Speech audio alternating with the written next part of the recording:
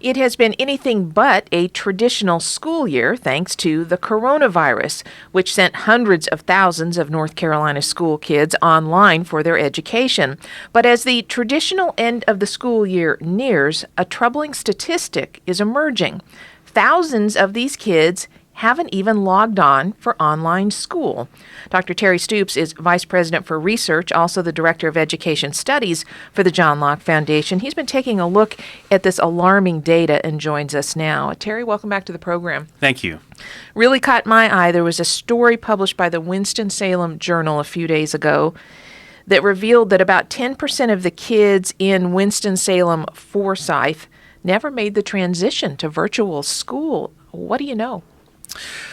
Well, what we know is that that's probably fairly typical across school districts, is that there are a significant portion of students that aren't logging in to their learning management system to get assignments, to complete assignments, to communicate with their teacher.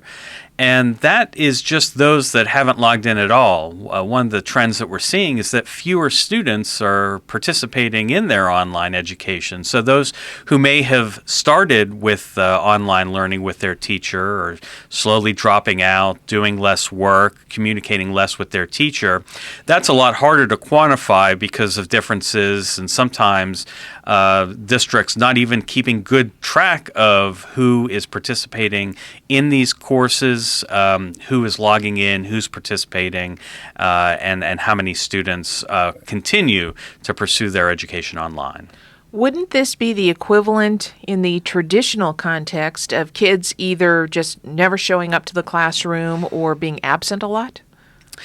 That's absolutely right. And of course, we have laws that dictate that students have to be in the classroom. And we have compulsory attendance laws, limitations to the number of missed days, unless there's an illness or some extenuating circumstance. So we still have those laws on the books, but unfortunately, those have sort of been set aside as this online learning continues.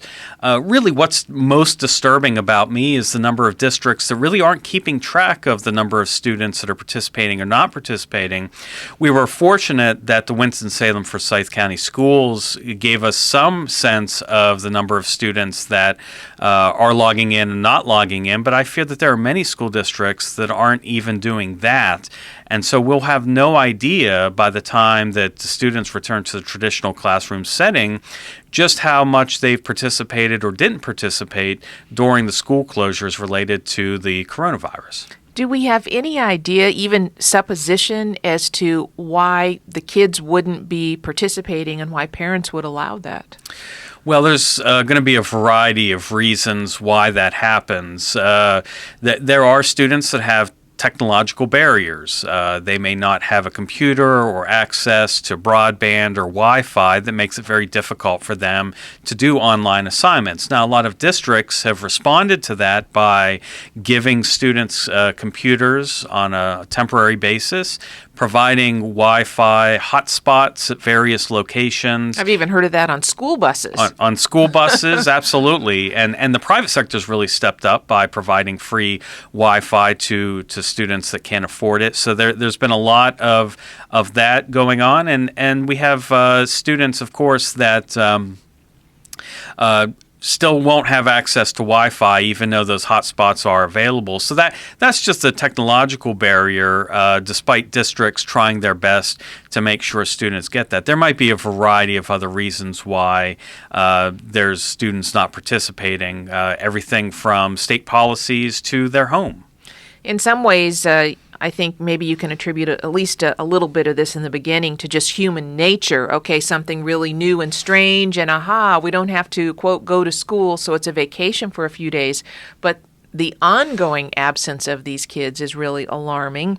I know that I've read stories about some school districts really paying close attention to those kids who may have the technological barrier and actually providing hard copies of material to the parents and the students. But based on these statistics, it seems like even that isn't enough.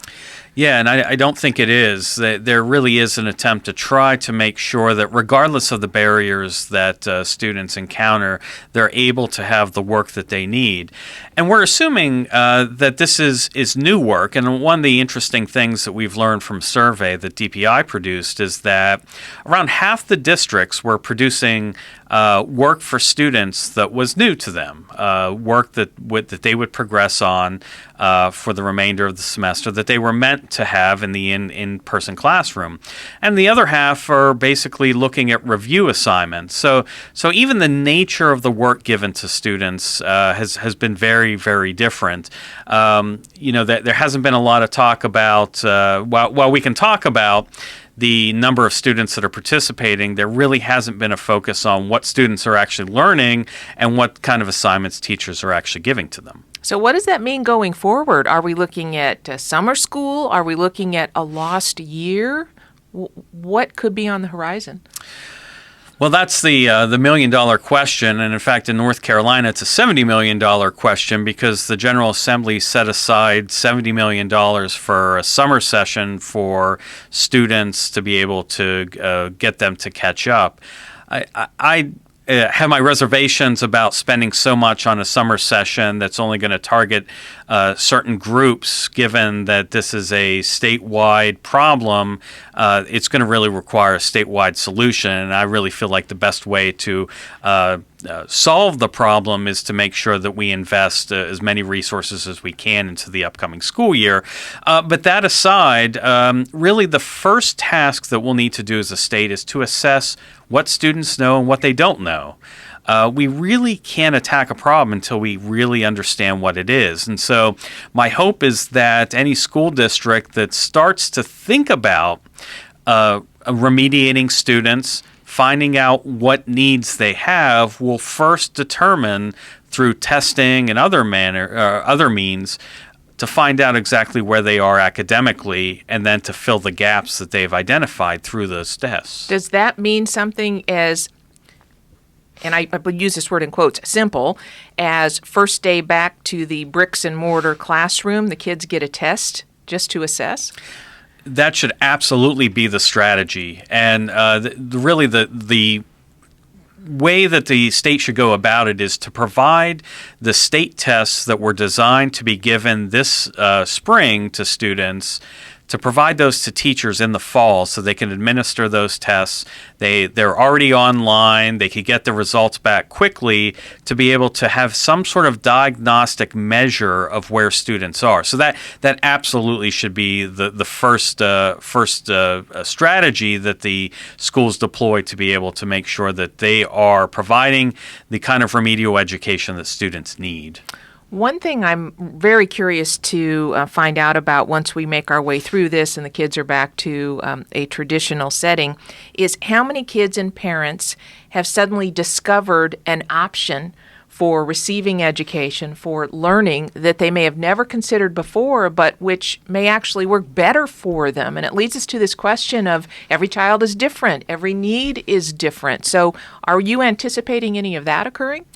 I think so. The real barrier to that is that we have caps on virtual charter schools and our traditional charter schools that might make it very difficult for parents that want some sort of alternative for their child to be able to get that alternative.